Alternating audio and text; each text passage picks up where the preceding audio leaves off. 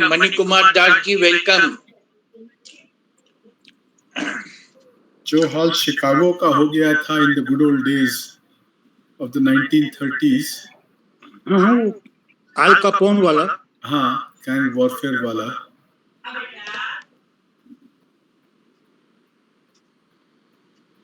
ने बहुत कम, ये खालिस्तानी पॉपुलेशन देखो सब मिला के 7 लाख है। इन्हें पॉपुलेशन ऑफ 3 लाख, मतलब कि 380 लाख का पॉपुलेशन में 2% of the society, 2.5%, 3% of the society. They cannot hold the whole country to ransom. अब the problem with terrorism is कि if the government is condoning it, then they hold the country to ransom. नहीं, अब problem ये है कि अब movement, Canada का news तो यहाँ बड़ा मुश्किल है, लाइव यूट्यूब वगैरह में कुछ सुनते हैं, that is also very scanty. People are angry कि unnecessary 2% of the people, 3% of the people are holding the whole country into giving the country a bad name and unnecessarily taking पंगा with others. कब तो कड़ा उनको ये Trudeau को निकाले बाहर वहां से. वहां पर गए, old Anglo Saxon type of democracy है, वहां पर धीरे धीरे होता है, वहां कुछ होगा नहीं. तो देखें, Trudeau is just trying to gloss over time, थोड़ा सा टाइम मिल जाए 1-2 महीने तो सब लोग भूल जाएंगे.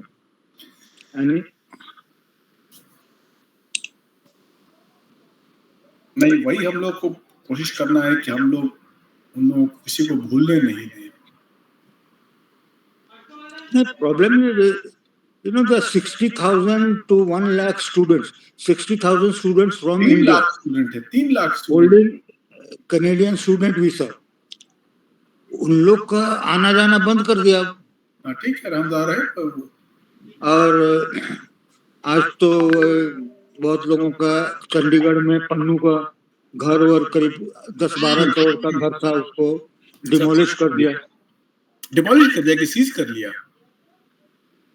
सीज कर दिया मतलब डिमोलिश ही है. No, if they keep it, they will have to demolish it so that there is no leftover. हाँ, मेमोरियल नहीं बन जाए. प्रॉब्लम है, रिलीजन को हम लोग इतना भुआ बना देते हैं, इतना बड़ा बना देते हैं लेकर के. Really that is unnecessary. उसको अब ठीक है, this is the right government action. This government has taken this action, other governments would have succumbed. हाँ, but this government also takes other wrong actions, ना? ये जो देखो, जस्ट जितना एक्शन होता है उसमें all actions cannot be right. हम इसके बारे में कुछ कलीग से पूछ रहे थे. राय जो है, जिसको निकाला है वहां से, he is a very bright, UP का है, SSP रह चुका है, is a very important hand in RNAW, जिसको निकाला है. Very simple kind of chap, but well calculating. So he would not have left any trace, if any.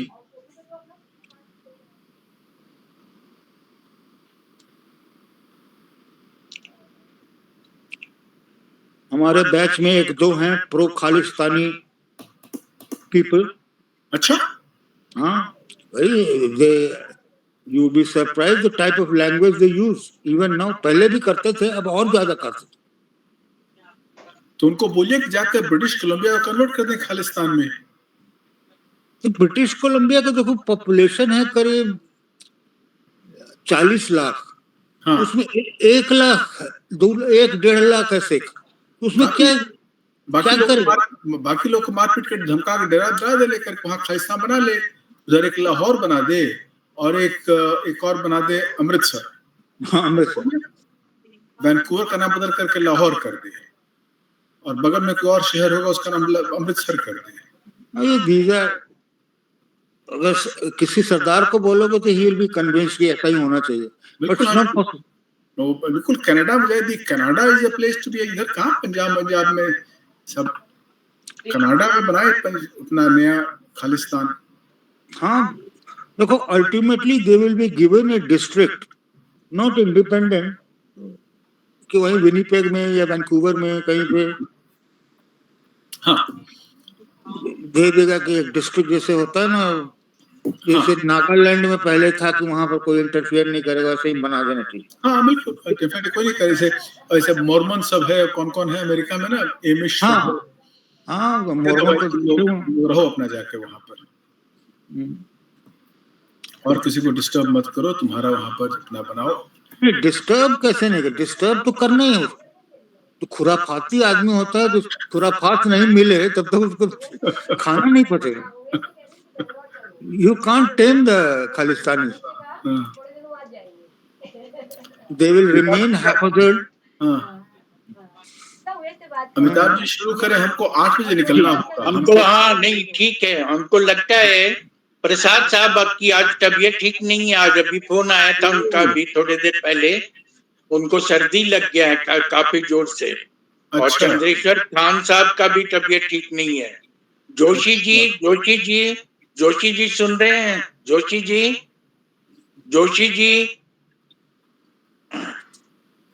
Siddharth 48 join किए। Siddharth welcome. तो हम सोचते हैं कि नागेश झा भी आ गए हैं। नागेश झा आपको आवाज जा रही है? हाँ सर, आ रही सुन रहा हूँ सर। आ रही है तो आप जरा हमारे सिन्हा साहब का स्वागत करते हुए और कार्यक्रम का शुरुआत कर दें। प्रसाद साहब से हम करवाते हैं, आज उनकी तबीयत खराब हो गई है, बोले सवेरे से सर्दी हो रहा है। आप ही शुरू कर दें। आप हैं और जोशी जी हैं, मणि किशोर दास जी भी हैं।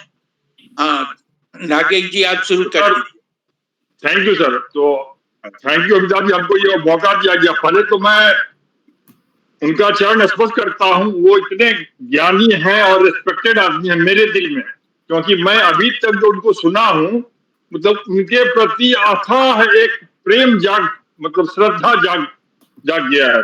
वो इतने क्लासिफाइड ढंग से, इतने बच्चों की तरह से, जैसे एक गुरु एक बच्चे को सिखाता है, ऐसा जो पढ़ाते हैं, ये मेरे दिल की आवाज है। मैं आई एम रियली, मतलब मैं जब मिलेंगे मैं तो पैर जरूर छूऊंगा। He is such a nice. तो मैं अधिक उस पर मतलब मैं तारीफ नहीं करूंगा, जो है सो है, वो अच्छे, वो if he is good he is good. मैंने ये सब गॉड गिफ्टेड है कि हम लोग इस ग्रुप में सभी हैं। तो मैं अधिक समय नहीं लूंगा और सर आप प्रारंभ करें। मेरी शुभकामनाएं हैं और सरस्वती आपके जिह्वा पर बसे। मैं इसके अधिक कुछ अतिशयोक्ति वाली बात नहीं कहूंगा, जो मैं कहा हूं दिल से कहा हूं। सर प्रारंभ कीजिए sir, please. Thank you sir. नहीं, thank you Nagesh ji, thank you Nagesh साहब, थैंक यू नागेश साहब। और अब सिन्हा साहब से रिक्वेस्ट है कि शुरू कर दें। आज बहुत अच्छा विषय था और हमने बहुत अच्छी तरह से प्रचार किया था, लेकिन लोग कम आए हैं। लेकिन ठीक है, जो भी आएंगे उनको लाभ होगा, जो नहीं आए हैं उनको नहीं लाभ होगा। क्योंकि सिन्हा साहब बोल रहे हैं या राम मोहन जी बोल रहे हैं तो कुछ उसमें ताकत होती है। खैर हम लोग सुने, हम लोग ज्ञान को लें। ठीक है, नमस्ते अमिताभ जी। थैंक यू नागेश जी, आपके शब्दों के लिए बहुत बहुत धन्यवाद। हम ऐसा करेंगे कि हम करीब 15-20 मिनट बोलेंगे, 15 मिनट करीब, ताकि आधा घंटा रहे डिस्कशन के लिए टाइम, क्योंकि हमको 8 बजे निकलना होगा। तो G20 में शुरुआत करते हैं। G20 जैसा आप लोगों को मालूम होगा, G20 का जो उद्भव हुआ था, वो हुआ था G7 से। G7 1973, 74, 75 में बनाया गया था, क्योंकि आपको याद होगा कि वियतनाम वॉर के समय तक अमेरिका एकदम एक छत्र शासन था। तो जो वर्ल्ड इकोनॉमिक व्यवस्था थी उस पर डॉलर का डोमिनेशन था और अमेरिका का एक छत्र कंट्रोल था। लेकिन 1971 में डॉलर का जो गोल्ड लिंकेज था वो खत्म करना पड़ा। वियतनाम वॉर के कारण अमेरिका का आर्थिक व्यवस्था खराब हो गई थी और अमेरिका को लगा कि कुछ और देशों को शामिल करना होगा अपने इकोनॉमिक रेगुलेशन में, ग्लोबल इकोनॉमिक मैनेजमेंट में। तो उसने धीरे धीरे Italy, Britain, Germany, France, Japan और कनाडा को उसमें शामिल किया और G7 बनाया। तो 1975 तक G7 बन के तैयार हुआ और G7 में मीटिंग होती थी और विश्व आर्थिक व्यवस्था पर जो मुख्य निर्णय होते थे वो G7 में लिए जाते थे। लेकिन 1997-98 में, यानी करीब 25 साल बाद, एक नई फाइनेंशियल क्राइसिस हुई, एशियन फाइनेंशियल क्राइसिस, जो हुई दक्षिण पूर्व एशिया में, मलेशिया, थाईलैंड, इंडोनेशिया वगैरह में। इनको एशियन टाइगर्स कहा जाता था क्योंकि इन देशों ने 1990 के दशक में बहुत तेजी से प्रगति की थी। लेकिन 97-98 आते आते उनमें एक क्राइसिस शुरू हो गया। तो उस क्राइसिस को कंट्रोल करने के लिए अमेरिका ने कहा कि थोड़ा हमें G7 को और बड़ा करना होगा और उन्होंने G20 का गठन किया और वित्त मंत्री के स्तर पर उस समय सम्मेलन हुआ था कि एशियन फाइनेंशियल क्राइसिस को कैसे टैकल किया जाए। तो काफी कार्रवाई हुई इसमें। उसके बाद 2007-8-9 में ग्लोबल फाइनेंशियल क्राइसिस आ गया। जब ग्लोबल फाइनेंशियल क्राइसिस आया तब अमेरिका ने कहा कि ये वित्त मंत्री स्तर का जो सम्मेलन है इसको समिट लेवल पर लिखाया जाए, शिखर लेवल स्तर पर लाया जाए। और 2008 में मेरे ख्याल से G20 की पहली समिट लेवल मीटिंग हुई थी वॉशिंगटन में। तो अमेरिका ने G20 बनाया था तो अपनी मर्जी से बनाया था कि जैसे G7 बना था कि अमेरिका ने अपनी मर्जी से 6 और देशों को कहा कि तुम G7 में आ जाओ, वैसे ही अमेरिका ने कहा और देशों को, कुछ और कितने देश हो गए, 12 देश हो गए ना, 12-13 देश, उनको मिला करके उसने G20 बना दिया। तो G20 बन गया। G20 में रूस और चीन भी आ गए थे। तो एक तरीके से एक क्रॉस रीजनल ग्लोबल संस्था थी। और ग्लोबल फाइनेंशियल क्राइसिस जो हुआ था 2007-8-9 का, उसमें G20 ने बहुत बहुत इंपॉर्टेंट रोल किया था कि कैसे उसको टैकल किया जाए। उसके बाद फिर जब एक दफा संस्था बन जाती है तो संस्था चलती रहती है, तो हर साल मीटिंग होने शुरू हो गए। और उसके बाद फिर कोविड आया। कोविड में एक और फाइनेंशियल क्राइसिस हो गया वर्ल्ड में, प्लस एक हेल्थ क्राइसिस हो गया। तो उसमें भी G20 का बहुत अच्छा रोल रहा। लेकिन कोविड क्राइसिस आते आते 2014 में आपको याद होगा कि क्राइमिया का क्राइसिस हुआ था। क्राइमिया यूक्रेन का एक हिस्सा है जिसको रूस ने हड़प लिया था 2014 में। उसके बाद से रूस को अमेरिका ने निकाल दिया बाहर G7 से। कि G7 G8 बन गया था कुछ सालों के लिए, जब रूस को उसमें शामिल कर लिया गया था। तो G8 से रूस को निकाल दिया गया और अमेरिका और रूस के संबंध धीरे धीरे खराब होने लगे 2014 के बाद। लेकिन G20 चलता रहा। तो जब कोविड आया, कोविड निकल गया, G7 अच्छा काम, G20 ने अच्छा काम किया कोविड क्राइसिस में भी, दवाओं के वितरण में, वैक्सीन के लिए लेकर के वगैरह वगैरह का अच्छा रहा। लेकिन कोविड के आसपास आते आते अमेरिका और चीन के संबंध खराब होने लगे। उसके बहुत कारण थे, उस पर नहीं जाना चाहेंगे। लेकिन जैसे जैसे अमेरिका और चीन के संबंध खराब हुए, चीन और रूस के संबंध बेहतर हुए। और फिर 2000 पिछले साल रूस ने आक्रमण कर दिया यूक्रेन पर। तब तक जो विभाजन था विश्व में, एक और रूस और चीन और दूसरी ओर अमेरिका और उसके देश, तो वो जो ध्रुवीकरण था, पोलराइजेशन था, वो कंप्लीट हो गया। तो दिल्ली का जो G20 मीटिंग थी उसका एक बहुत बड़ा था कि विश्व में पोलराइजेशन बढ़ रहा है और G20 कैसे काम करे इस ध्रुवीकरण में। लेकिन इंडिया में G20 को लेकर एक नया उन्माद था, एक नया जोश था, क्योंकि हमारे यहाँ हमारे प्रधानमंत्री चाहते थे कि G20 की अध्यक्षता जो भारत को मिली है उसको उछाला जाए विश्व के मंच पर, और मोर देन विश्व के मंच पर भारत के अंदर, कि देखो अब भारत जो विश्व गुरु बोलते हैं वो लोग, कि हम विश्व गुरु बन गए हैं और G20 की अध्यक्षता हमारे पास आ गई है। तो उसका इन्होंने उसको बहुत उछाला और इतना उछाला, इतना पैसा खर्च किया कि जितना भारत ने खर्च किया, फिगर एक मिला है 4100 करोड़ का। कितना खर्च हुआ किसी को मालूम नहीं है, लेकिन एक फिगर मीडिया में घूम रहा है, सरकार ने कोई फिगर नहीं दिया है, 4100 करोड़ का फिगर घूम रहा है कि इतना खर्च किया भारत ने। इंडोनेशिया जो इसके पहले अध्यक्ष था G20 का, उसने करीब 2000 करोड़ खर्च किया था। उसके पहले जापान, अन्य देश थे, उन्होंने 700, 600, 700 करोड़ खर्च किया था। भारत ने 4100 करोड़ या उससे भी ज्यादा खर्च किया। तो भारत ने इसको खूब बड़ा एक सम्मेलन के रूप में किया, बल्कि गवर्नमेंट ऑफ इंडिया ने बहुत बहुत बहुत गर्व के साथ कहा कि हमने भारत के 60 शहरों में मीटिंग ऑर्गेनाइज किए और कितने 200 मीटिंगें हुई कि 250 मीटिंगें हुई। तो खूब पैसा खर्च हुआ, पानी की तरह पैसा बहा। इंडिया में, दिल्ली में एक नया कॉन्फ्रेंस सेंटर बना, उसके लिए पूरे दिल्ली के सारे खंभे, स्तंभ, जितने फ्लाईओवर सबको पेंट कर दिया गया, तरह तरह डेकोरेशन किया गया। तो खूब पैसा खर्च हुआ और G20 समिट हो गया।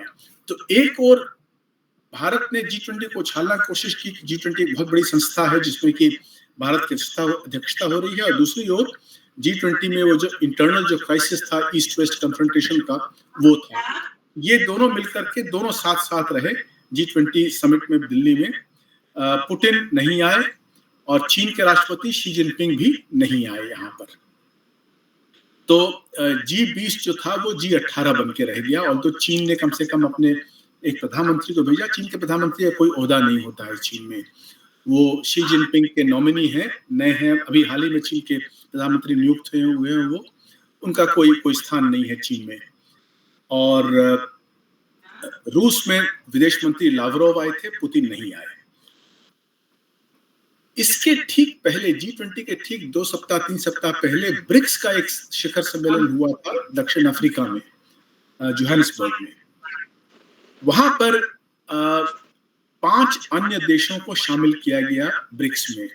5 या 6, 5, 11 हो गए ना, 5 पहले थे, तो 6 देशों को शामिल किया गया। और कहा यह जाता है कि इन देशों को शामिल करने का जो दबाव था वो चीन का था। भारत नहीं चाहता था कि नए देश आए ब्रिक्स में, लेकिन चीन ने दबाव डाला, तो फिर भारत ने बातचीत करके फिर हुआ कि ठीक है 6 देशों को शामिल कर लिया जाए।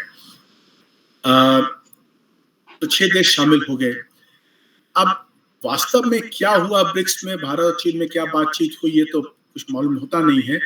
लेकिन इतना निश्चित है कि जो मीडिया रिपोर्ट्स आ रहे हैं उसमें कहा गया कि ब्रिक्स में चीन हावी था और चीन के कहने पर उसका ब्रिक्स का एक्सपेंशन हुआ।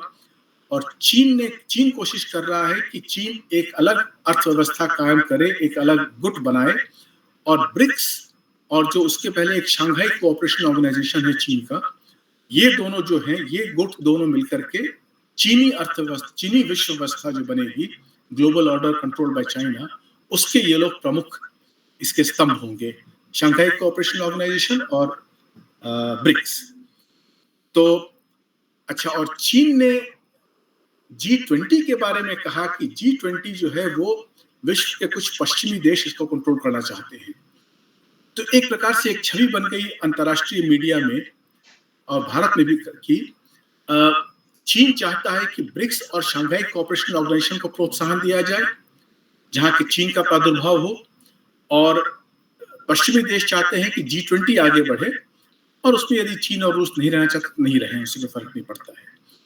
तो इस अंतर्राष्ट्रीय परिप्रेक्ष्य में G20 समिट का सम्मेलन हुआ।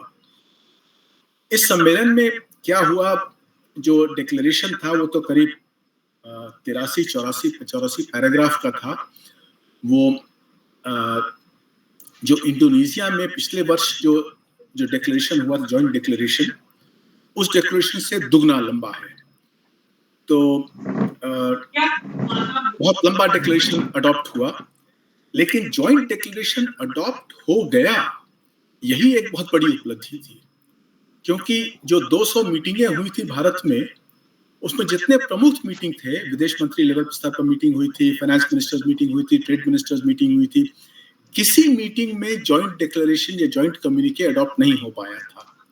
क्यों नहीं हो पाया था? क्योंकि यूक्रेन को लेकर के जो मतभेद था G20 देशों में, वो बहुत गहरा मतभेद था, और रूस और चीन ने कहा कि जॉइंट कम्युनिके में उनका जो पक्ष, रूस का जो पक्ष है, वो होना चाहिए।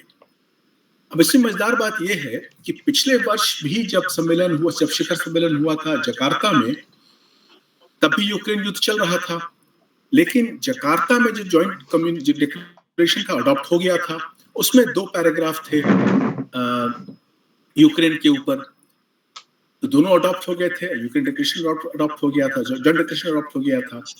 तो इस साल रूस ने कहा कि जो 2 पैराग्राफ थे जिन पर आम सहमति बन गई थी जकार्ता में, उनमें से एक पैराग्राफ में परिवर्तन होना चाहिए, और रूस यदि परिवर्तन नहीं होता है तो रूस उसको स्वीकार करने को तैयार नहीं है।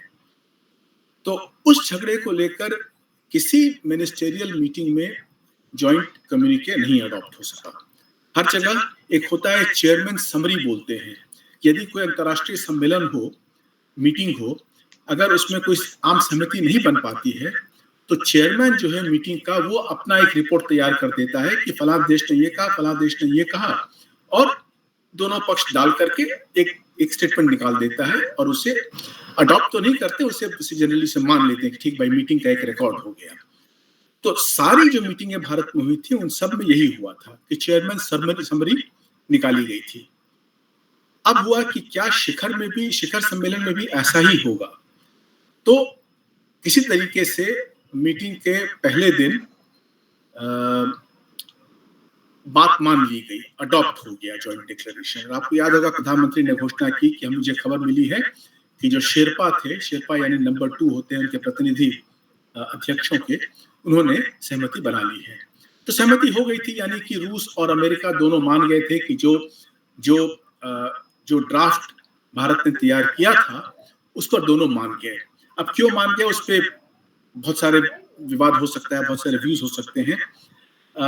मेरा मानना यह है कि दोनों देशों ने इसलिए मान लिया क्योंकि दोनों देश चाहते थे कि भारत का किसी प्रकार का अपमान नहीं हो, और मोदी जी दुखी नहीं हो इस सम्मेलन से, क्योंकि मोदी जी ने इतना इन्वेस्ट किया था वित्तीय तौर पर, अपने पर्सनल प्रेस्टीज, कि यदि जॉइंट डिक्लेरेशन नहीं अडॉप्ट होता तो उनको बहुत आघात पहुंचता अंतर्राष्ट्रीय स्तर पर भी और भारत में भी। सारा विपक्ष टूट पड़ता उनके ऊपर कि देखिए आपने इतना पैसा खर्च के इतनी बड़ी मीटिंग की और जॉइंट डिक्लेरेशन भी नहीं हो पाया। तो रूस भी नहीं चाहता था कि इतना अपमान भारत का हो, और ना ही अमेरिका चाहता था। तो दोनों ने स्वीकार कर लिया जो फॉर्मुलेशन दिया गया भारत ने। ये फॉर्मुलेशन यदि आप कंपेयर करें जकार्ता डिक्लेरेशन और दिल्ली डिक्लेरेशन, उसमें थोड़ा बहुत मायने अंतर है। सबसे बड़ा अंतर यह है कि यूक्रेन जो जकार्ता में डिक्लेरेशन किया गया था उसमें कहा गया था कि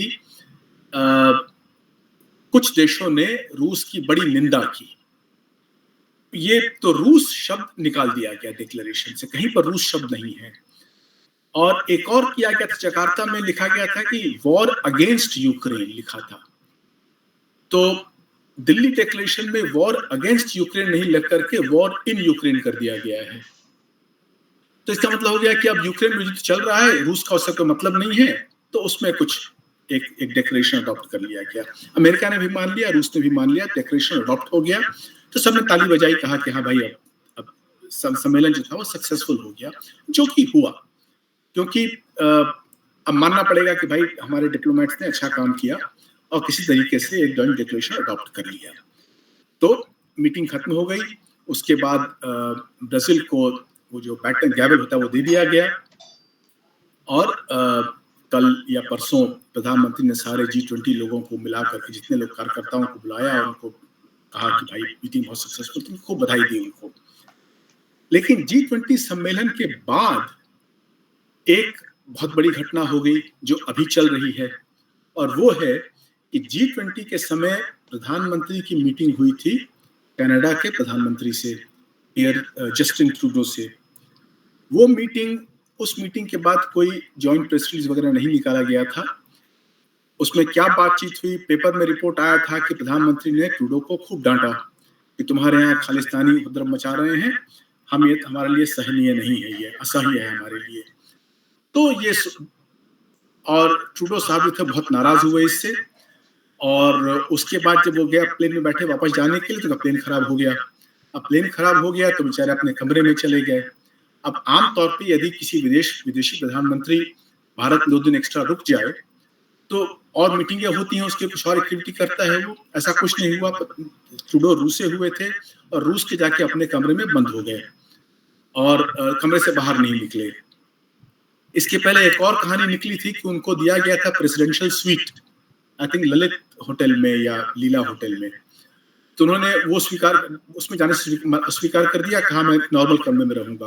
अब क्यों किया ये नहीं मालूम है, लेकिन ट्रूडो साहब नाराज थे अपने भारत विजिट से, और यहाँ से बहुत खार खा के, बहुत खींच में भरे हुए कनाडा वापस पहुंचे, और वहां पहुंचते ही अपने पार्लियामेंट में गए और जाके बोला कि इंडियन गवर्नमेंट के एजेंट्स ने गोली मार दी निज्जर को। निज्जर की हत्या हुई थी जून में, और 3 महीने बाद इन्होंने कहा कि प्रधानमंत्री के भारत के एजेंट ने मारा, और भारत के एक डिप्लोमेट को वहां से निकाल बाहर किया। अब यहाँ पर तुरंत हमारे लोग भी खार खाए हुए थे, वही तैयार थे। तो उन्होंने पहली खबर निकाली कि जो उनका प्लेन जो था उसमें खराबी नहीं थी कोई, उसमें कुछ ड्रग्स पाए गए थे। हमारे जो कुत्ते थे, वो घूमते हैं जो सूंघने वाले कुत्ते, उन्होंने पकड़ लिया था इसको। तो ये सब लेकर के हंगामा पता नहीं क्या हुआ, लेकिन जो भी हुआ दोनों तरफ से खूब सख्त कार्रवाई हुई। हमने भी निकाल दिया यहाँ के इनके डिप्लोमेट्स को, और बल्कि यहाँ कहा कि जो कनाडा का जो एम्बेसी है वो इंडिया में, जो इंडियन डिप्लोमेट्स हैं कनाडा में, उनसे कहीं ज्यादा संख्या में है।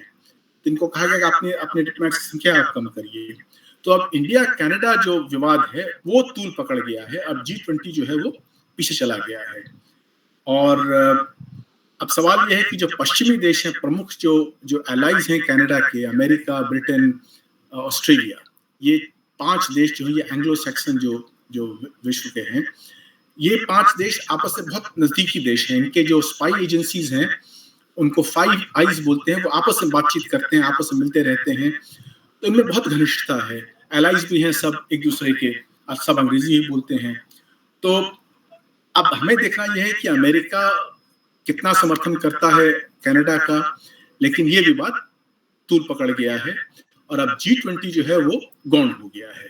As it is India meeting खत्म हो चुकी है, अब ब्राजील करेगा मीटिंग, और ये जो कनाडा वाली मीटिंग, कनाडा वाला विवाद जो है वो प्रमुख हो गया है। तो अब यही कहेंगे, हम खत्म करेंगे इस पर कि G20 में यही हुआ है। G20 का ऐतिहासिक रूप से जो उपलब्धियां रही, हमने कहा कि वो जो फाइनेंशियल क्राइसिस जो हुए थे उसमें इसका बहुत बड़ा रोल था, और आज की तारीख में यूक्रेन युद्ध उस पर हावी हो गया है, और यूक्रेन युद्ध पर कोई समझौता करने को तैयार नहीं, ना अमेरिका तैयार है, ना रूस तैयार है। तो ऐसी परिस्थिति में G20 का जो रोल है वो बहुत कमजोर हो जाता है, और इसमें कोई सहमति होने की गुंजाइश बहुत कम हो जाती है। इंडिया में एक तरीके से एक समझौता हो गया रूस और अमेरिका में कि डिक्लेरेशन अडॉप्ट कर लिया जाए। अब इसके बाद G20 आगे चलेगा, इस पर प्रश्न चिन्ह लगा हुआ है। G20 का वर्तमान अध्यक्ष ब्राजील है, उसके बाद साउथ अफ्रीका है, और उसके बाद अमेरिका है। तो 2026 में अमेरिका में G20 का सम्मेलन, शिखर सम्मेलन है। चीन ने कह दिया है कि अमेरिका में हो न हो इस पर सवाल है, बल्कि जो डिक्लेरेशन है जो अडॉप्ट किया गया दिल्ली में, उसमें लिखा गया था कि अगला सम्मेलन ब्राजील में होगा 2024 में, उसके बाद साउथ अफ्रीका में होगा 2025 में, और उसके बाद नया साइकिल शुरू होगा जिसमें कि 2026 में अमेरिका में होगा। तो चीन ने आपत्ति की थी कि 2026 में क्या होगा उसको अभी क्यों लिख रहे हो, तो उसे मत डालो डिक्लेरेशन में, लेकिन डाल दिया गया। तो चीन अमेरिका की अध्यक्षता पर क्वेश्चन मार्क लगा रहा है। तो हो सकता है कि अगले साल और साउथ अफ्रीका तक तो मीटिंग हो जाए G20 की। अगर संबंध अमेरिका और चीन के बेहतर नहीं होते हैं तो 2026 में G20 पर पर्दा गिर जाएगा, लेकिन 2026 बहुत दूर है, अभी बहुत समय उसके लिए। लेकिन ये सब जो अंदरूनी जो विवाद हैं G20 के, वो उभर कर सामने आ गए हैं, और ये बहुत ही महत्वपूर्ण है कि सहयोग जो इसका उद्देश्य है G20 का, वो सहयोग अभी नहीं हो रहा है किसी रूप में। हम सिर्फ विवादों को किस तरीके से दबा पा रहे हैं कि मीटिंग होती रहे। यही पर हम समाप्त करेंगे। थैंक यू सर, बहुत अच्छा आपने बोला। सर, मेरा आपसे ये रिक्वेस्ट है सर कि जैसे कि ये जो बवाल हुआ है इस समय, खासतौर पे G20 समिट के बाद, G20 पे तो सारी दुनिया हिंदुस्तान की तारीफ कर रही थी, लेकिन G20 के बाद जो कनाडा का विवाद हो गया है, उसके लिए जिम्मेवार कौन है सर? ऑनेस्टली अगर देखा जाए, क्या क्यों ये अचानक ऐसा क्यों हो गया? अब ये कहना अभी बहुत मुश्किल है, क्योंकि कनाडा बोल रहा है कि उसके पास सबूत है। अब सबूत है कि नहीं, क्या सबूत है, किसी को नहीं मालूम है। कनाडा में आज ही इंटरव्यू दिया वो जो ब्रिटिश कोलंबिया के जो प्रीमियर हैं, जी, यानी कि जो चीफ मिनिस्टर है वहां उस प्रांत के, जहां पर कि वैंकूवर है, जहां पर सारे खालिस्तानी रहते हैं, उन्होंने कहा है कि उनकी बातचीत हुई थी, उनको ब्रीफिंग दी जाकर ये कनाडा के स्पाई एजेंसी वगैरह ने, जी, और कोई सबूत नहीं दिखाया उनको, सिर्फ जो पब्लिक सोर्स इंफॉर्मेशन है वही दिया। जो विपक्षी नेता हैं चीन के, कनाडा के पियर लीवर नाम है उनका, कंजर्वेटिव पार्टी के, उन्होंने भी यही बात कही है कि उन्हें भी कोई एविडेंस नहीं दिया गया है। लेकिन अमेरिका कहता है कि उससे कुछ शेयर किया गया है। अब पता नहीं क्या हुआ, ये तो कहना मुश्किल है। हमारे यहाँ दो तरह के लोग हैं, एक कहते हैं कि अच्छा किया, घुस के मारा वहां पर, तो बड़े गर्व से बोलते हैं। दूसरे लोग कहते हैं कि नहीं, ठीक नहीं किया, पता नहीं क्या किया, नहीं किया, क्या हुआ। तो इस पर अभी कुछ कहना मुश्किल है कि क्या हुआ है, लेकिन विवाद पूरी तरह से उठकर खड़ा हो गया है। बिल्कुल ठीक कहा सर आपने। लेकिन हिंदुस्तान को भी ये चाहिए सर कि जो लोग मतलब ऐसे टेररिस्ट हैं, उनको अब वो बाहर क्या करते हैं, हिंदुस्तान के अंदर ना करें कोई गड़बड़ सड़बड़, और बाहर थोड़ा मोटा तो ये लोग करेंगे, क्योंकि इनको काफ़ी पैसा मिलता है हमारे शत्रु कंट्रीज से भी और इंटरनेशनल लेवल पे भी। और ये तो आंदोलन जो है 1950 से स्टार्टिंग है सर, खालिस्तान की अगर देखी जाए। नेहरू जी के समय में भी बड़ा उठा था, और इंदिरा गांधी के समय में जबरदस्त हुआ, लेकिन फिर भी कंट्रोल कर लिया गया। तो इस समय जो उठा है उस पे कुछ लोग वर्तमान सरकार के ऊपर भी उंगली उठाते हैं कि इन्होंने अननेसेसरी एक माहौल बना दिया। इस पे क्या कहेंगे सर? इस पे बहुत सारे सवाल उठेंगे। आई थिंक इस पर एक अलग डिस्कशन कर सकते हैं कि कनाडा के साथ हमारे संबंध कैसे हैं, और वर्तमान सरकार। सर आपका परमिशन है तो मैं दो शब्द कहूंगा सर। जी बोलिए। ये जो जस्टिन ट्रूडो की पॉलिटिकल इमेच्योरिटी है, नंबर 1।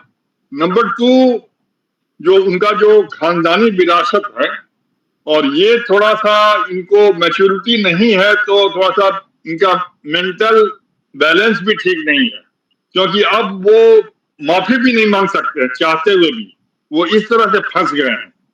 बस मैं यही जोड़ना चाह रहा था। Thank you sir. Thank you. Mohan ji, आप कुछ कहेंगे?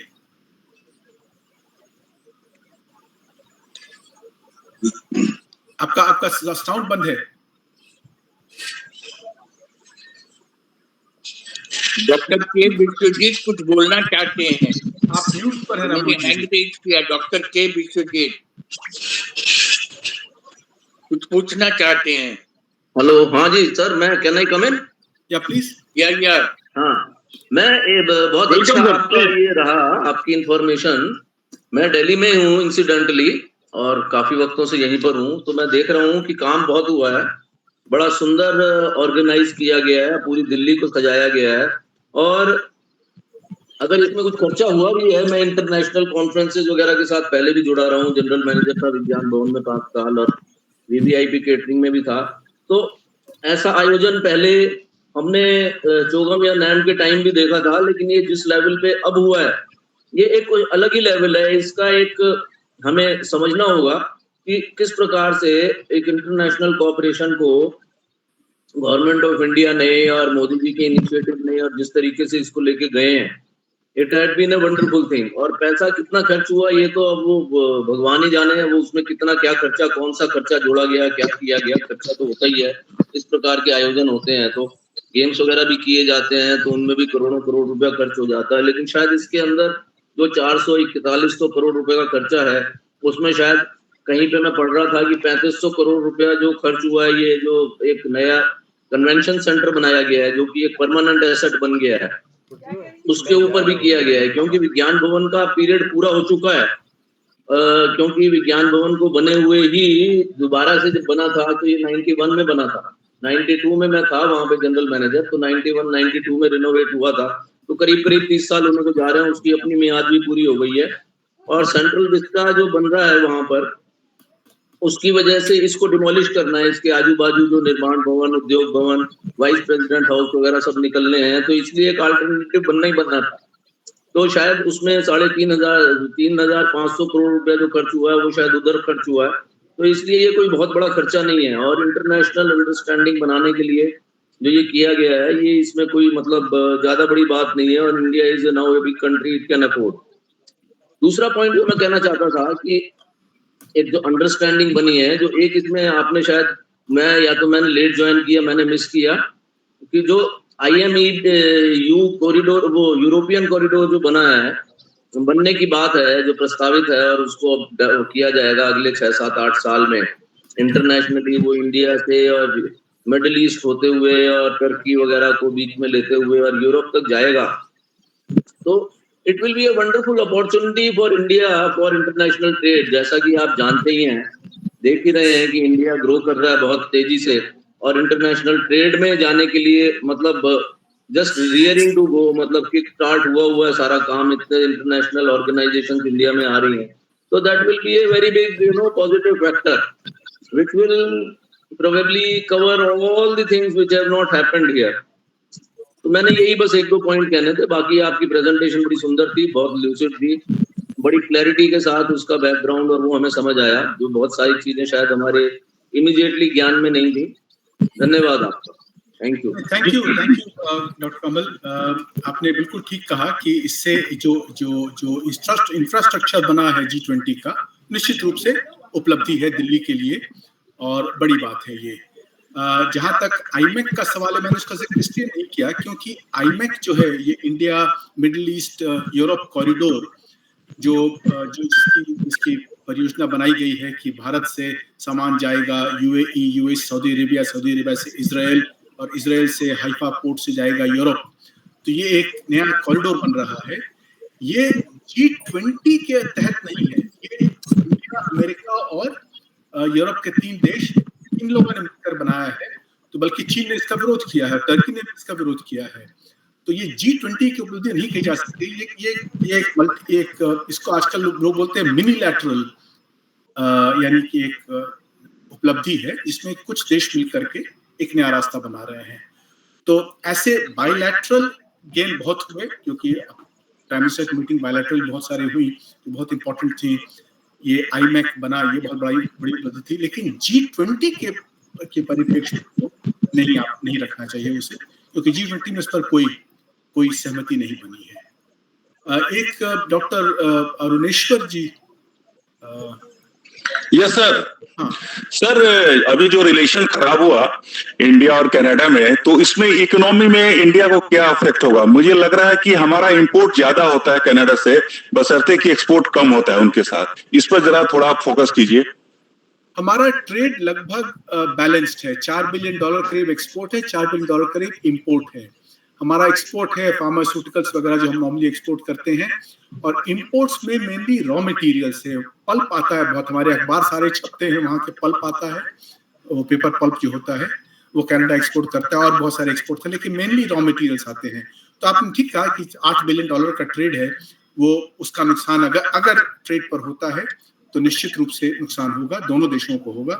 और साथ साथ जो हमारी बातचीत हो रही थी फ्री ट्रेड एग्रीमेंट की, जो पिछले 10 साल से बातचीत चल रही है, उस पर अभी एक पूर्ण विराम तो नहीं कहा जाएगा, लेकिन कम से कम एक अर्ध विराम तो निश्चित रूप से लग गया है। और कनाडा का इन्वेस्टमेंट इंडिया में करीब $45 बिलियन है। उस पर पता नहीं क्या असर पड़ेगा, अभी कुछ कहना मुश्किल है। हमारे करीब 3 लाख विद्यार्थी शायद वहां पढ़ते हैं, का जो भी है उस पर असर निश्चित रूप से पड़ सकता है यदि संबंध इसी प्रकार गिरते रहे तो। मोहन जी, आप आगे। लास्ट पॉइंट जो डिस्कस हुआ उसके बारे में ये कहना था कि भले ही कनाडा इंडिया का ट्रेड $8 बिलियन है, और कनाडा का investment in Indian stock market specially insurance agencies में $35 से $40 बिलियन का है। ये दोनों इफेक्ट होगा। इसके अलावा इंडिया से स्टूडेंट्स लोग और जो ट्रैवल होता है उसमें कनाडा को $8 से $10 बिलियन एनुअली का फायदा है। इसी को स्ट्राइक किया है इंडिया ने। अब इसके रिटेलिएशन में कनाडा क्या करेगा पता नहीं।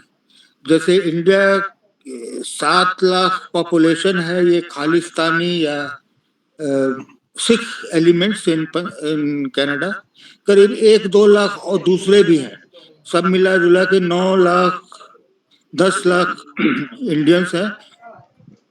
तो इसका जो इंडिया से remittance in way of tuition fees for lot of students and transfer of real estate, मतलब कि कनाडा के जो बहुत लोग जो कनाडा गए हैं, यहाँ पर इंडियन रियल एस्टेट के ऊपर में कर्ज लेके उसको कन्वर्ट करके कैनेडियन डॉलर में कनाडा ले गए हैं पैसा। इस पर बहुत जबरदस्त इफेक्ट पड़ेगा कनाडा को। एनुअली करीब ट्रेड अगर चलता भी रहे तब भी 7 से 10 बिलियन डॉलर का कनाडा को नेगेटिव इम्पैक्ट पड़ेगा। कनाडा जैसे छोटी कंट्री के लिए 10 बिलियन डॉलर काफी, इसकी चिंता है कनाडा को। स्पेशली अभी जो क्वेबेक में लीडर्स से कुछ सुन रहा था मैं, उनको इस बात का दुख है कि अननेसेसरी इंडिया से जो आराम से पैसा आ रहा था उनके एजुकेशन सेक्टर में, उनकी यूनिवर्सिटीज इंडियन स्टूडेंट से ही चलती है, उस पर बहुत धक्का पड़ा है। अब ये जो कनाडा इंडिया में जो झंझट हुआ है, आई वुड से कि ट्राइलैटरल झंझट है, Canada, India and Khalistan in inverted comma. इससे कनाडा में भी एक नई फीलिंग फिर से उभर पड़ी है। क्वेबेक जो है वो फ्रेंच स्पीकिंग कनाडा है, वो करीब 40% पॉपुलेशन जो कनाडा की है वो एंग्लो सैक्सन नहीं है, वो फ्रेंच स्पीकिंग है। फ्रांस जैसा देश जो बहुत पिछले 30-40 साल से बहुत क्वाइट था, अब शायद एक्टिव हो जाए इंडिया के कहने पर या अपने ही इनिशिएटिव पर। एक नया मूवमेंट ऑफ इंडिपेंडेंस और bifurcation of Canada into French and English speaking, ये शुरू होने के आहट लग रहे हैं। ये अननेसेसरी ट्रूडो ने अपनी जान, अपनी पार्टी को बचाने के लिए जो pro Khalistani anti India stand लिया है, उससे उनका ही ज्यादा फायदा हो। इतना ही कहना था। और G20 के बारे में सबसे बड़ा प्रेशर अभी ब्राजील के है। इंडिया ने तो इतना खर्च कर दिया और जॉइंट डिक्लेरेशन अचीव कर लिया, ये ब्राजील शायद नहीं कर पाएगा, क्योंकि ब्राजील अमेरिका के बहुत ज्यादा इन्फ्लुएंस में है और डिपेंडेंट है अमेरिका पर सब कुछ के लिए। रीजनली भी ब्राजील वेस्ट में आता है, वो अमेरिका अगेंस्ट नहीं जा सकता। तो देखना है कि ब्राजील में G20 होता है या इसमें हमारे अंदाज से ये अगले साल G18 हो जाएगा। रशिया और चाइना जो है वो पार्टिसिपेट करेंगे या एकदम इतना लो लेवल पार्टिसिपेशन होगा उनका कि इसका नया नाम G18 बन सकता है या रियलिटी में G18 रहेगा। इस ब्राजील का अगर सक्सेस हो जाए, जो चांस मिलेगा अमेरिका को reinvent the G20 in its favour, लेकिन G20 को अमेरिका अपने हाथ से जाने नहीं देगा। इस बार इंडिया में शुरू हो गया उसका G20 का इन्फ्लुएंस, यूनिवर्सल नहीं है। अब इंडिया जैसे है न्यूट्रल स्टैंड लेके कंबाइन तो कर दिया फोर्सेस को, लेकिन आगे लगता है कि ये नहीं होगा। जैसे G7 जो था, तो धीरे धीरे G7 से G8 बना, रशिया को इंक्लूड किया 3 साल तक, उसके बाद फिर वापस रशिया को बाहर निकाल दिया। वैसे ही G20 भी यूनाइटेड इकोनॉमिक फोरम नहीं रहेगा। नाम से तो रहेगा, लेकिन इतना ग्लैमर, इतना एक्सपेक्टेशन शायद ही मिलेगा, क्योंकि इस बार चीन ने दिखला दिया। चीन जो सेकंड वर्ल्ड पावर है, इकोनॉमिक वर्ल्ड पावर, वो इसमें इंटरेस्टेड नहीं है और इसको इन्फ्लुएंस करने में भी इंटरेस्टेड नहीं है। बस इतना ही कहना था G20 के बारे में मेरे हिसाब से। विनायक जी पूछ रहे हैं कि क्या चाइना इसको छोड़ देगा? ये अभी उन्होंने प्रश्न पूछा, विनायक जी पूछिए। हाँ, चाइना इसको छोड़ देगा या रशिया इसको छोड़ देगा? नहीं, ऐसा मैंने कहा था कि चाइना छोड़ेगा नहीं। जैसे इस बार नॉमिनल, जैसे बहुत सारे मीटिंग्स में इंडिया भी एक रिप्रेजेंटेटिव भेज देता है घूमने फिरने के लिए, फिर वापस चला आता है बिना मुंह खोले हुए। तो चाइना भी लगता है कि ब्राजील वाले में ऐसा ही करेगा, क्योंकि ब्राजील जो है सो अमेरिकन स्फीयर ऑफ इन्फ्लुएंस में आता है। वहां पर जो G20 होगा वो प्रो अमेरिका होगा, उसमें शायद चाइना को फिर यही डिफिकल्टी होगी और वो वहां पर किसी फॉरेन मिनिस्टर को या कोई नॉमिनेटेड प्राइम मिनिस्टर को वहां भेज देगा। रशिया तो उम्मीद कम है कि उसमें ज्वाइन भी करेगा कि नहीं। इस बार तो लैवरोव को इसलिए भेजा क्योंकि लैवरोव पुतिन को बहुत अच्छे से रिप्रेजेंट करता है और लैवरोव जो है सो इंडिया के स्पोक्समैन है बहुत तरह से, इसलिए वो आया। ब्राजील में वो जाएंगे कि नहीं वो मुश्किल ही लगता है। असल में G20 का आयोजन करने के लिए उद्देश्य क्या होता है? What is the purpose behind G20? Stabilisation, इसका पर्पस है स्टेबलाइजेशन ऑफ इकोनॉमिक ऑर्डर। अच्छा, economic order only? Economic order, political नहीं है ये। अब पॉलिटिकल को तो यूनाइटेड नेशंस बना ही हुआ है। G20 सिर्फ इकोनॉमिक मैटर्स को, इकोनॉमिक क्राइसिस को कैसे उसको रिड्रेस, कैसे उसको आगे बढ़ाया जाए, जो डिफरेंट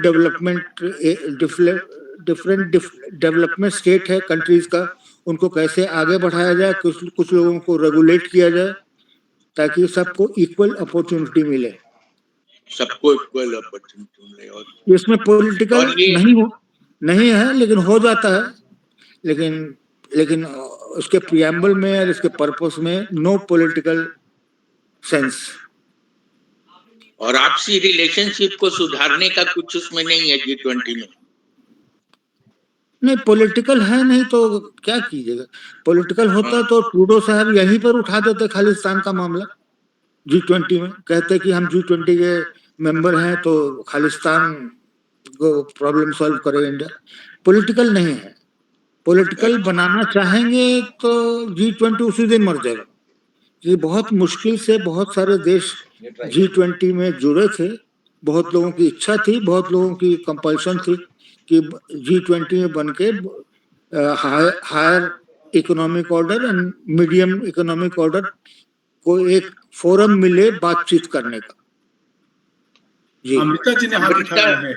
अमृता अधिकारी वहां से अमेरिका से आई हुई हैं, उन्होंने कुछ प्रश्न रखा है, पूछना चाह रही हैं। Good evening, everyone. Dilip bhaiya, this question is for you. What, in your understanding, is India's expectation from how United States will respond to this current crisis with Trudeau and Trudeau's claims? You know, we have not received any indication of what is transpiring right now between India and the US. Jaishankar, our foreign minister, is there in New York right now. He's met American authorities. I think he's met Blinken also. But I have not seen any briefing by anybody to see what has transpired between them. But one would certainly expect that America does not support Canada on this. But right now, I don't know if we are in any mood to cooperate. What Blinken has said, Blinken has gone on record saying that, he's spoken to the media saying that this is a very serious matter. They are concerned about it, and India should cooperate with Canada in the investigation. Mm-hmm. Now, to this, I have not seen any response from India. My personal view in this is that India should actually go on the offensive and say, we demand a full inquiry into the matter. Because the ball is in Canada's court. The murder has taken place in Canada. And there is a very good chance that this is part of an internal gang warfare in Canada. Canada has been breeding terrorists for the last 40 years. You look at a book by Stuart Bell, a journalist in Canada, written about 15 years ago, in which he has quoted Canadian intelligence sources speaking as early as 2019, late 1990s, saying that Canada has the highest number of terror groups on its soil after the US. So Armenian terrorists, Palestinian terrorists, Sri Lankan terrorists, all kinds of terrorists are based in Canada today. And this is not what I'm saying. This is what the Canadian intelligence has told the Canadian Parliament. And not today, but 15 years ago, 20 years ago. So one of those terror groups are the Khalistani groups who carried out in 1985 the bombing of the Air India aircraft. Do you know that when the bombing took place in 1985, Canada did not make a single arrest till 2003? 18 years passed before any arrest was made.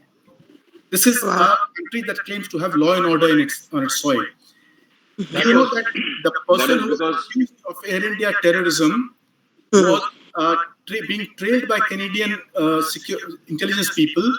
They tested the bomb 3 weeks before they put it on the Air India aircraft. And the Canadian intelligence people were there on the same island, it's a small island of Vancouver. And they reported it, saying that there was probably a gunfire. They exploded the bomb, they tested it.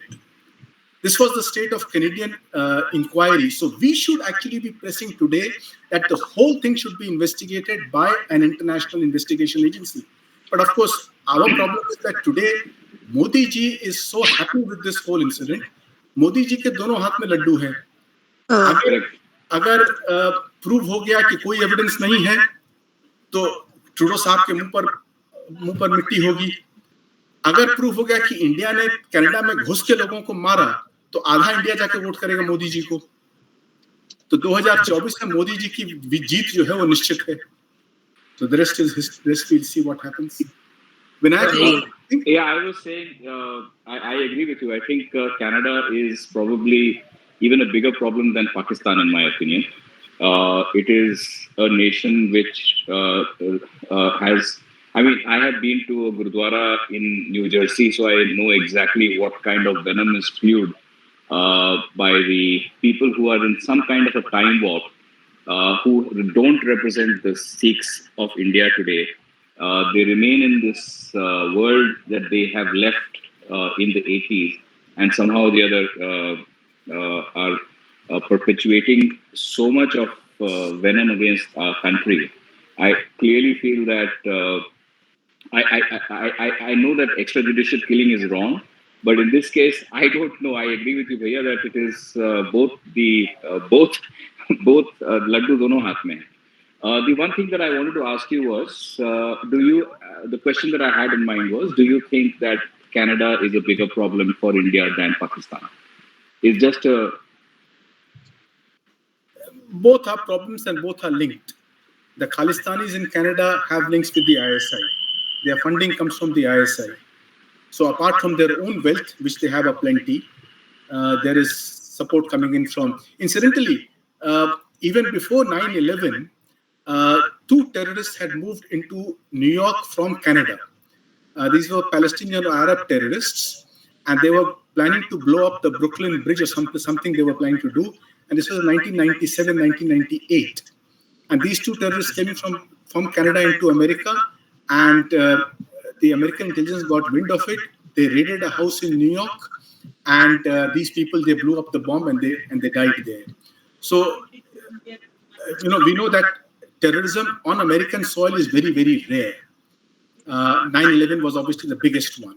But even 2 years before 9/11, an incident had taken place, and this came from Canada into the US. That is the level of Canadian sheltering of terrorism that you pointed out, Vinayak. The other question that I had put on chat, and I really want to understand how this was going back to the G20 discussion, and the very interesting conversation around which I had not understood, but I'm trying to understand. I mean, I'm trying to get my head around it, that China has not so-called approved the leadership of the US in 2026. And if for any reason it were to withdraw, and I know that Raman Mamad said that it will not. If for any reason it withdraws, then I think G20 and the establishment of G20 is going to become meaningless without China. Is my opinion. But a related question that I had was: is the world again becoming bipolar?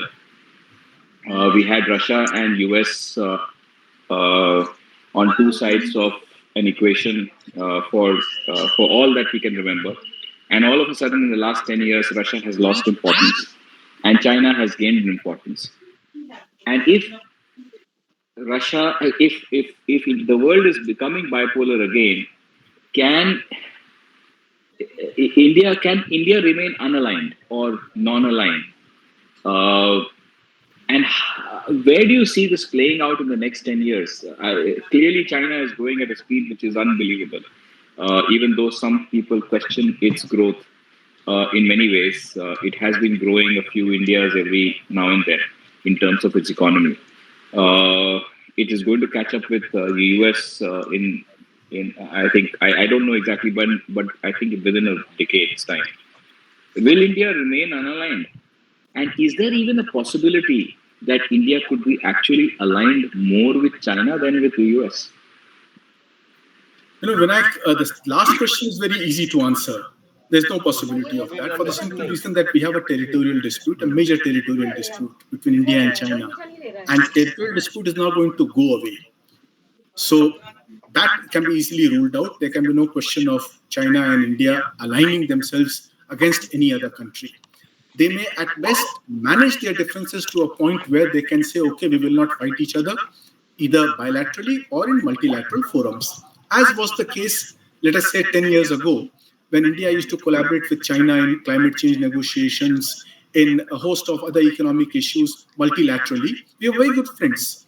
And I myself remember in the climate change negotiation, we used to sit with China and negotiate against the Americans. So that kind of issue-based alliance can always happen. But a political alliance between India and China against any other country, Russia or America or Britain, is out of the question.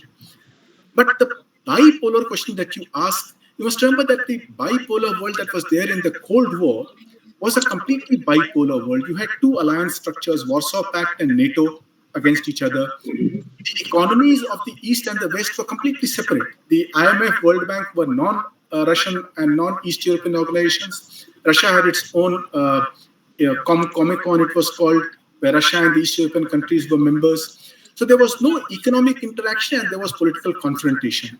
Today, even if there is political confrontation, there is a huge amount of economic cooperation taking place between US and China, largest trading partners, including Russia and Europe. Even despite 1.5 years of Ukraine war, Russia still is supplying raw materials, oil, etc., to Europe. So the world is far more interlinked because of globalization today, for it to have the kind of bipolar divide that was there in the 1950s. And both China and America are aware of this. America itself is dependent upon China for a lot of imports. If China stops them, there will be price rise in America, as is already taking place today. So if you remember, there's just nothing yesterday, there was a report saying that America and China are talking about having some kind of a structure or a body which will ensure that relations don't fall below a certain level. One doesn't know if it will happen. Now, what impact will that have on India? We don't know, because that depends upon the kind of cooperation that takes place between China and America. We must remember that when America and China got together, then India had no option but to go into the Russian camp, because Russia helped India. In 1971, for example, there was this big confrontation between India and Pakistan, and China and America were together, and India had to go into the Russian camp and sign a treaty with Russia to protect itself. Now, will we come to that stage? I don't think so. I don't think America will be so naive as to let its relations with China go to that point. Russia-China relations are equally complex. Right now, China is supporting Russia. Russia is depends upon China. But Russia and China also have a territorial dispute. So that can be the topic of another discussion. I think we'll have to now wind up at least this one. We can continue discussing these things. Great economic. This Harshji is also there. Harshji, you want to ask something, or you want to add something, or you want to comment on the above presentation? Harshji. Good evening, respected members. This is Harsh. Uh, I want to ask you one question, sir. Yeah. Like, uh, there is a huge investment of Canada and India in terms of the stock market when it comes to their pension fund. Like, they are completely dependent on us, and there is a net bilateral trade of around $8 billion, and India is on a surplus note. Like, why would Canada see? This is a government which is going on a different note. It is completely political, whatever Trudeau is doing. But if we look at the local Canadian administration and the media, they are even criticizing the move of Trudeau's. Like, India is also asking for the proof, and they are not providing except for the allegation. And I don't think the relations which are on the hamper side now would continue on the same line for a long period of time. Yeah, you're quite right. There is a huge amount of interlinking between India and Canada. I was talking to a friend in Amritsar today, and he said that the people in Punjab are really worried because every family has half the family in Canada. And if we stop visas and the travel also gets restricted, then these people will come to India and over winter. They are facing problems. Many of them want to come back for weddings, etc., etc. All kinds of issues will come up. So yes, these are all issues that we don't know what shape they will take, what will happen. Both countries will, people on both sides will, because see, in the past, even though there were tensions between the governments, at the people level, there was no problem. All of us have relatives living in Canada. They are quite happy over there. And they are Canadians, as you said, you have invested in India. They are quite happy with their investments. So at the people's level, it's been a very good relationship. But at the government-to-government level, there has been tension earlier. But for some reason, Trudeau seems to have raised the level to a point where it's become a public spat between the two governments. And that is, I think, Trudeau's immaturity, as Amitabh ji was, as Nagesh ji was saying. I think given that he is supporting, his government is supported because of the I don't know the Jagmeet Singh's New Democratic Party. Yeah, and he doesn't really have an option right now. I think he's responding to saving his government, and that's my opinion. But yeah, you're right. But the point is that this support has been there since 2015. I mean, he has been dependent upon Jagmeet Singh for quite some time now. Why today? I mean, that is the question that needs to be answered. Sir, I think something happened between the two leaders when they met here in Delhi. Sir, you require 170 plus seats for a majority government, and Justin Trudeau's government has only 150 seats, and they have elections in 2024. And the second prospect of today's meeting was like the significance of G20. I would like to add something on this. After the हर्ष जी मैं आपको add कर दे रहा हूँ. हाँ जी sir. हर्ष जी, हाँ जी, actually Justin Trudeau का जो disapproval है वो 63% गिर गया है. मतलब 63% लोग उसको नहीं पसंद कर रहे हैं. तो ये जो मैं बोल रहा हूँ मेरा पर्सनल ओपिनियन है. After learning so many things from so many corner, Justin Trudeau with in a month और 2 वो सरेंडर करेगा, क्योंकि उसको अमेरिका भी सपोर्ट नहीं कर पाएगा, यूके भी नहीं कर पाएगा, ऑस्ट्रेलिया भी नहीं कर पाएगा. जो इसको, और ये जो रॉ वाली बात है, again closely guarded secret, raw इसमें नहीं है. क्योंकि रॉ यदि है भी तो वो रॉ कभी भी एक्सपोज नहीं हो पाएगा. रॉ की ऐसी नीतियां हैं sir, nobody can expose them. तो ये मैं अपने पर्सनल अनुभव से बोल रहा हूँ. और दूसरी बात, कभी देर सवेर जस्टिन ट्रूडो सरेंडर करेंगे, माफी मांगेंगे और अपने सरकार को बचाने के लिए 2024 जीतने के लिए वो घुटने पे आ जाएंगे. उसकी सारी व्यवस्था हमारे जयशंकर जी और डोभाल जी कर रहे हैं, सनई कर रहे हैं सर. और आप देखिएगा, ये मेरा पर्सनल स्पेकुलेशन है based on information from the various closely guarded corners. Thank you, sir. Thank you, sir. I would like to mention the fact that I'm the least qualified and the youngest here. So I would like to add some points on my behalf from what I have understood regarding the geopolitics. Sir, first of all, the principle of neoliberalism, ये चीज कहती है कि in order to avoid the war, it is you should make the prospects of war seem hopeless. We are connected by economy, we are connected by globalization, and you mentioned about the India Middle East economic corridor. Sir, it is showing that India could grow at a rate of 10% in terms of the GDP. And second, in the G20 meeting, when Trudeau stuck in India for 2 days, he was asked by a journalist that what is Canada offering to the world? Like you guys are coming in the G20 and everybody is contributing something. What is your contribution? And he was like, we are just propellers of the human rights. Like that didn't make any sense to me. और sir अगर G20 के significance पर बात की जाए तो this year India included the entire African Union that is composed of 55 nations, sir. And those 55 nations, if they are contributing in this very sector, the China's Belt and Road Initiative is directly challenged because they have a base in Djibouti that is very near to the Suez Canal, and that is in the very complex region of Horn of Africa. So I believe that the entire global community is connected with the trade, and eventually they will come to a consensus. And the line which Canada crossed was exposing the name of our agents, which is, in my opinion, is very unethical to do. India never did this. So I believe Canada is not very much of a concern for us right now. Thank you.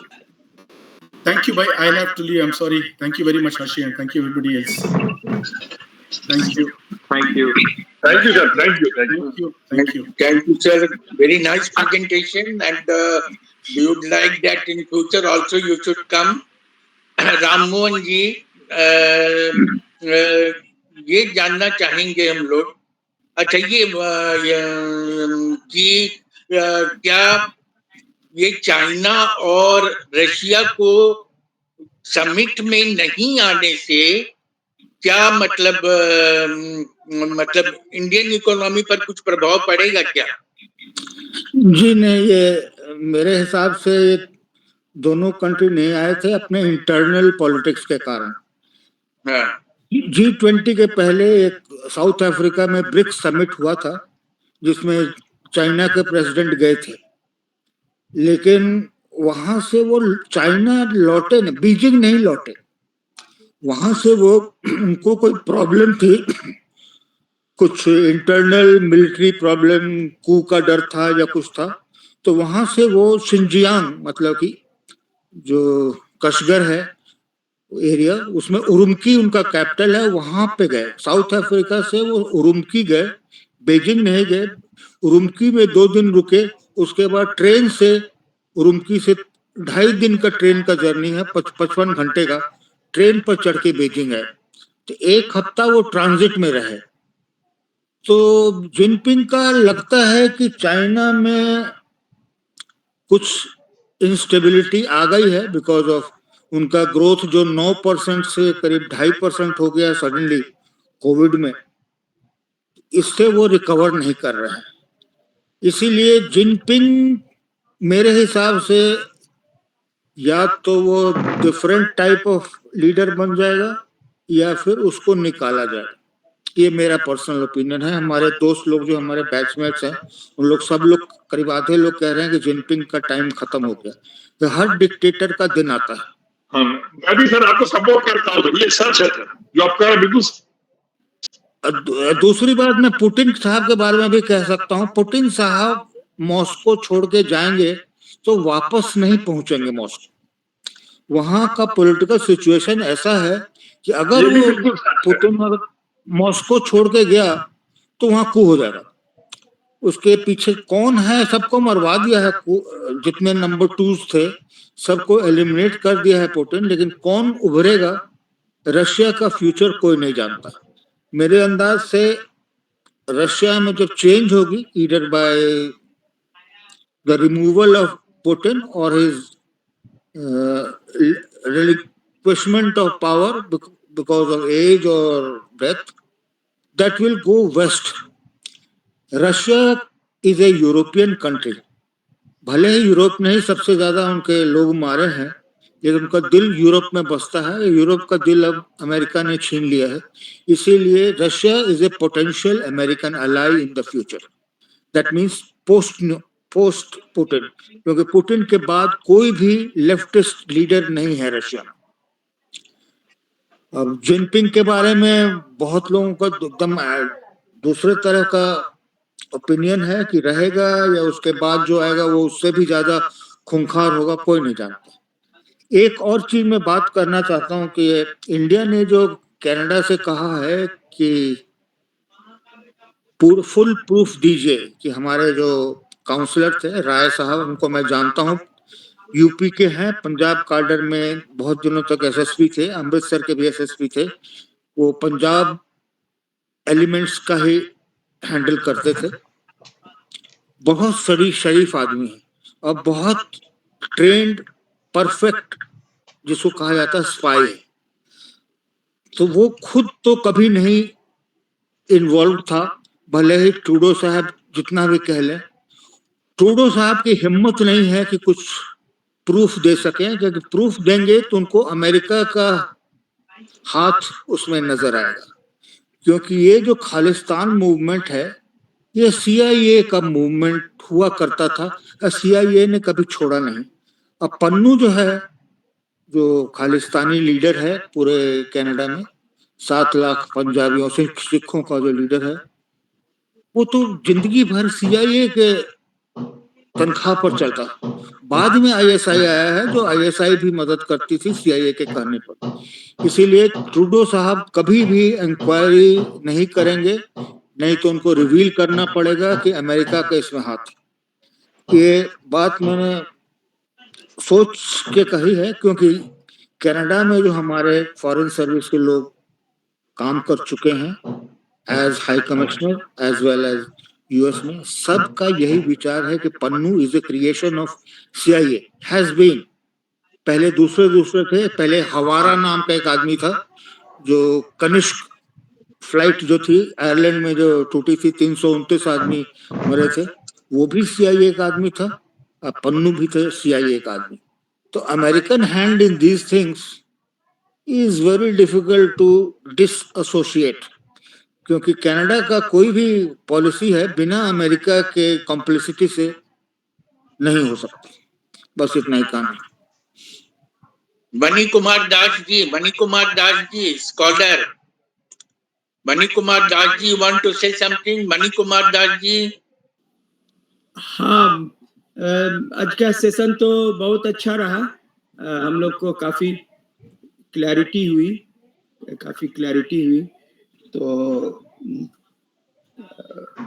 ये और सब जो Nations हैं, India का अपना हाल में south Asian Nations का human rights का भी हुआ, तो बाकी जो साउथ अफ्रीका है और बाकी जो कंट्रीज हैं, तो उनके साथ अपना अच्छा चल रहा है। लेकिन ये सब छोटे छोटे कंट्रीज हैं, इनके इन ग्रुपिंग से होगा। लेकिन वही है, जो ये दोनों जो चाइना और यूएस है, इन सब का तो संप्रभुत्व रहेगा ही। बस यही सब फीलिंग्स आती है और कोई खास नहीं। Vijender ji and Siddhartha, you want to ask something?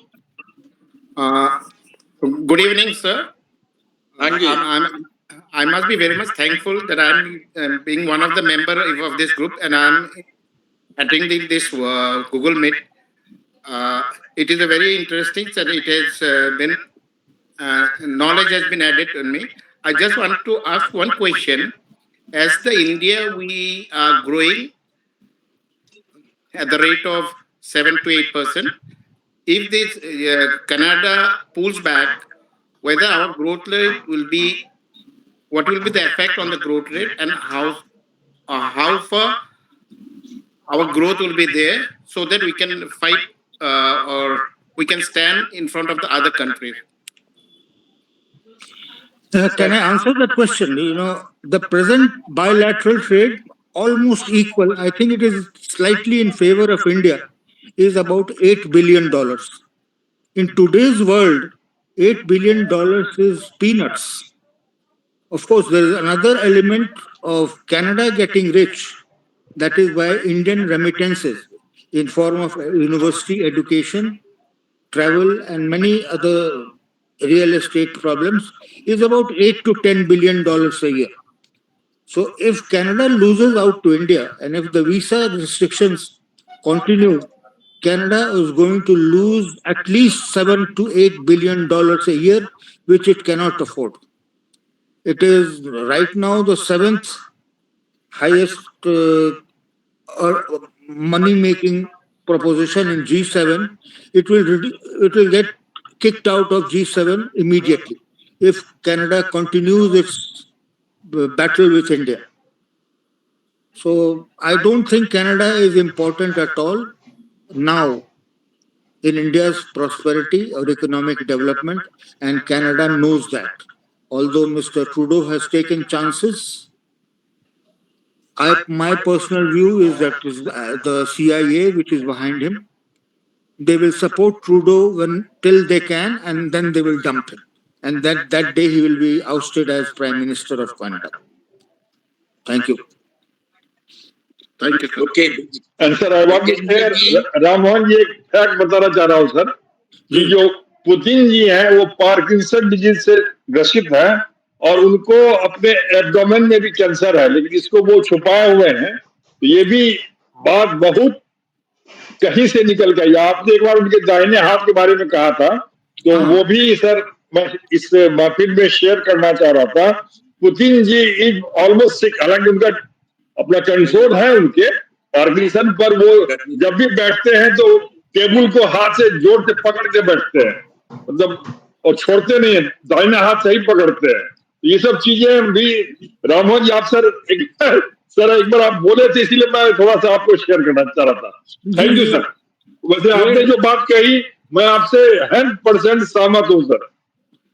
देखिए, पुतिन साहब का जो फिजिकल कंडीशन है वो तो आप नेक्स्ट देखिएगा पुतिन को चलते हुए, तो उसका एक हाथ मूव करता है, एक हाथ मूव नहीं करता है.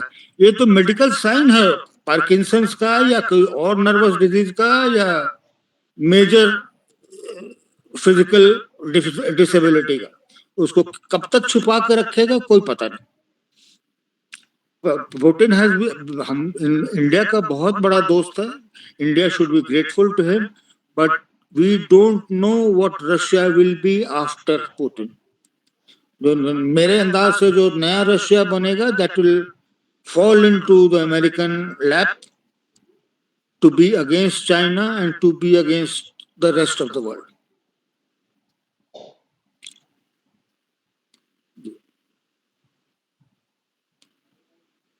जी और कुछ?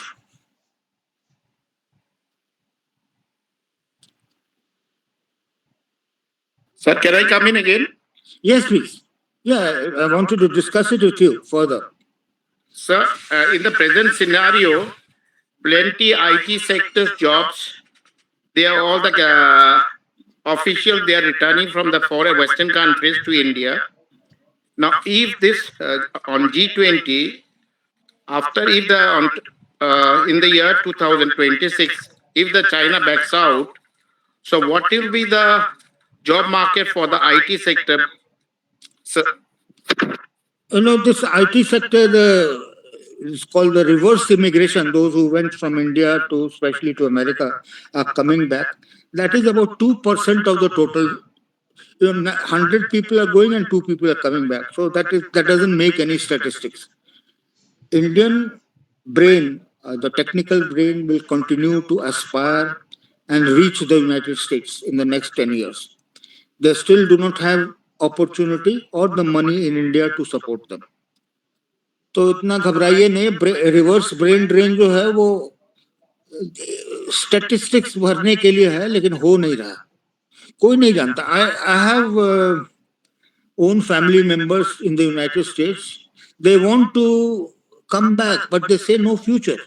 They want to go to Europe or they want to go to Australia, but they say that still in the near future, America will remain the magnet for intellectuals, I mean, engineering intellectuals, which are, you can call them IT or metallurgy or space scientists. America will remain there. Thank you, sir. Thank you, sir. Last but not the least, ये जो जो जो जो हमारा main topic था, it was the G20. Through G20, India has also promoted, rather advertised, its own cultural heritage and own history and own domination in the education world, so that in the future India will be Vishwa Guru. America or China or Russia, Guru. I think that India will be the will, beneficial part for India, that it can grow itself, because it will not fall prey of in any kind of war or like that dispute. Thank you, sir. Sir, I think that India, by being number 3, has an excellent position. It should not try to get over the other two who are fighting among themselves.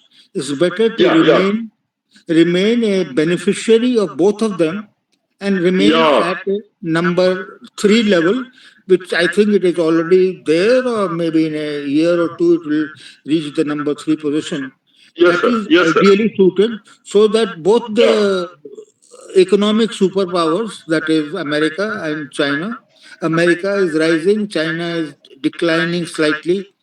So, but they will remain number 1 and number 2 till at least till 2040.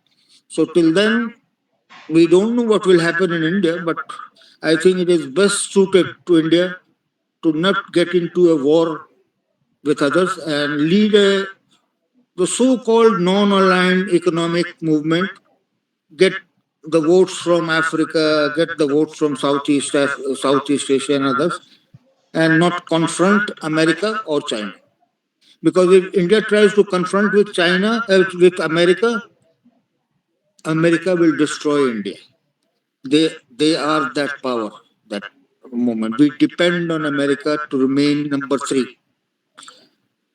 China will become less and less powerful, and I don't think there will be a war with China, and we wait till this present regime changes in China. Maybe we will have a better relationship, a more friendly relationship. Not completely better, but slightly docile, reverberatory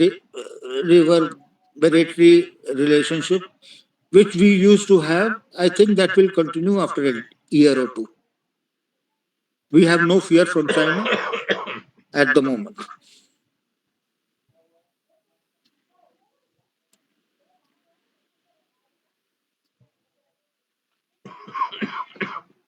Amitabh, now we should close, sir.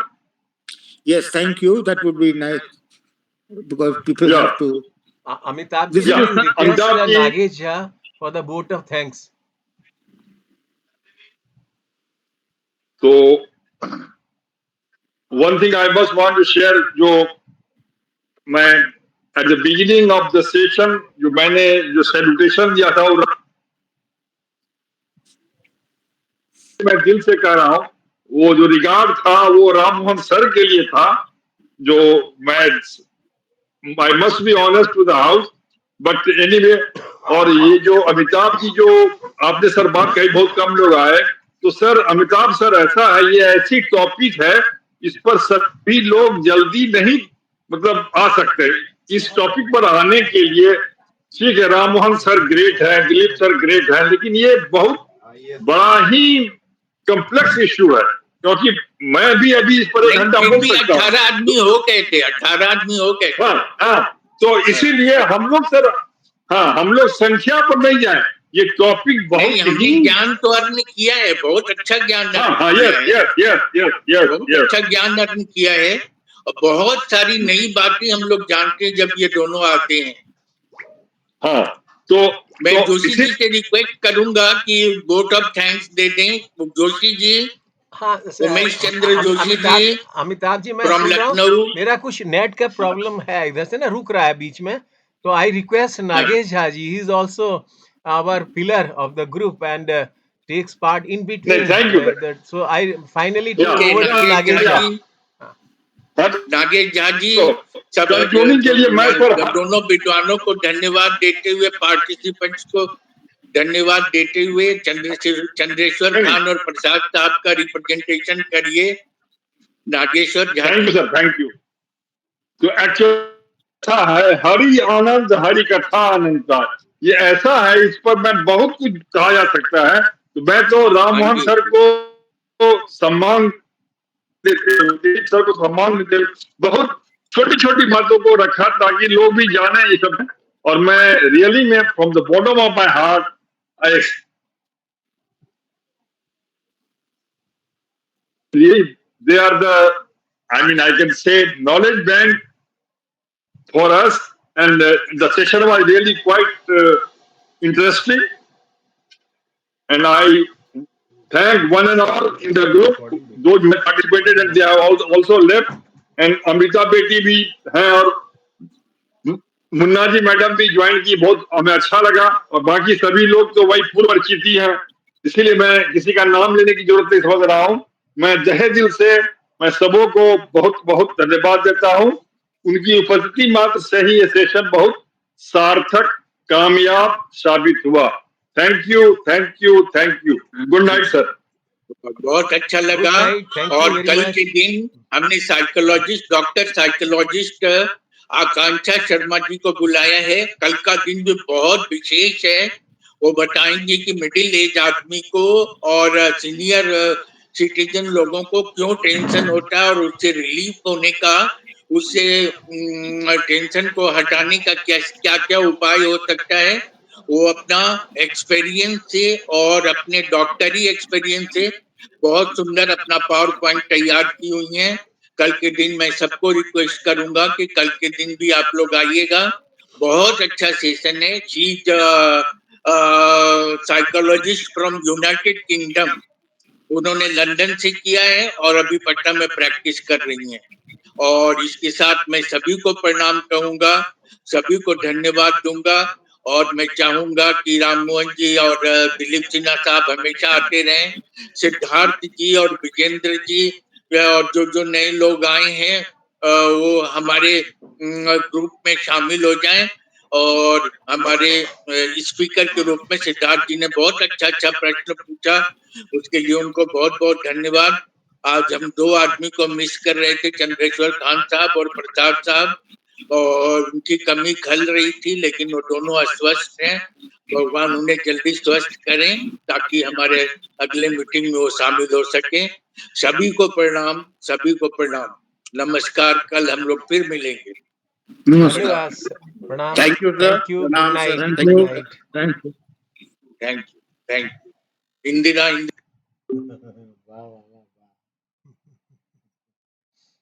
विश्वव्यापी webinar हो रही है।